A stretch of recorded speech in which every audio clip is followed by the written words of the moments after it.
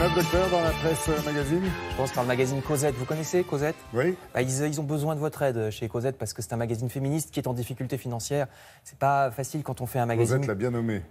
Oui, quand on n'est pas un magazine avec de la mode et des cosmétiques dans tous les coins, c'est pas forcément simple d'avoir de la publicité, vous savez. Donc, oui, non, mais c'est peut-être même leur dernier numéro. Regardez, ils ne savent pas très bien. Non, ils savent pas, vraiment. Il y a encore tant à dire pourtant. Ils se battent. Cosette nous révèle par exemple qu'après l'affaire Weinstein dans le monde du cinéma américain, voici, je cite, les castings crasseux du cinéma français, cette fois. Des femmes racontent des agressions sexuelles par des réalisateurs de cinéma. Un réalisateur, par exemple, qui dit à une actrice « Mais tu es une actrice, ton corps m'appartient », fermez les guillemets. Une autre femme qui dénonce la même chose dans le milieu du théâtre, un metteur en scène qui ne cesse de la coincer pour la caresser. Alors c'est très très lâche, dans la mesure où les types en question, c'est très facile pour eux, parce que si la comédienne résiste, il est très simple pour un metteur en scène de dire non, elle ne convient pas pour le rôle, c'est tellement subjectif. Donc il ne la prend pas sur le film ou sur la pièce. Et en plus, il y a une omerta, un silence, comme dans la plupart des milieux, silence qui commence seulement à être brisé. Quand il y a des témoins, par conséquent, ils ont peur de témoigner, de peur de perdre eux aussi leur boulot. Il y aurait même des réalisateurs qui draguent des jeunes comédiennes de 16 ans, dit l'article. Donc je vous renvoie à Cosette pour avoir tous les détails. Dans le même ordre d'idées, ne manquez pas le magazine Que Choisir, qui essaie lui aussi de protéger notre intimité, mais cette fois pas physiquement, mais dans le monde virtuel. Regardez comment protéger nos données personnelles sur Internet. Quel mot de passe choisir et ne pas choisir au contraire parce qu'ils sont trop simples.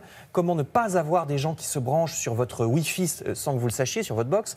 Que dire et ne pas dire et ne pas montrer surtout sur les réseaux sociaux. Pourquoi la biométrie, vous savez, quand on vous reconnaît avec l'œil ou pourquoi il faut absolument éviter ça. La biométrie n'est pas du tout sûre et surtout si on vous pique vos données en biométrie, vous ne pouvez pas changer d'iris ou d'empreinte digitale. Contrairement à un code, vous savez, quand on voit qu'il est piraté, on le change.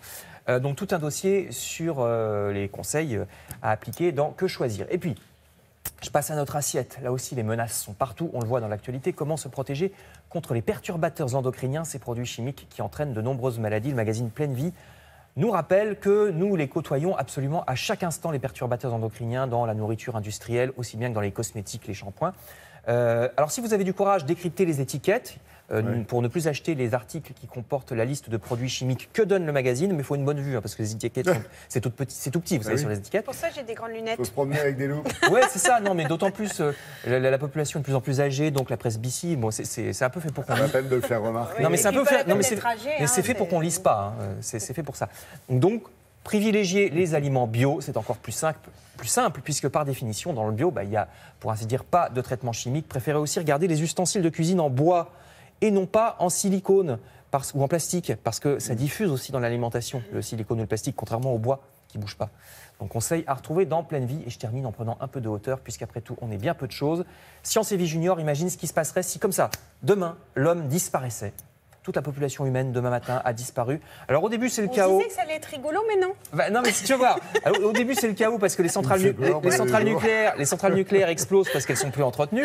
Donc tout devient radioactif. Mais après, regardez, les bâtiments se couvrent de végétation. Et puis surtout, c'est la fiesta pour certains animaux sauvages. Parce que pour les lions, il y a tellement, regardez, d'animaux de bétail, ils peuvent se nourrir. Par contre, le Yorkshire de Mémé, je ne suis pas sûr qu'il survivra.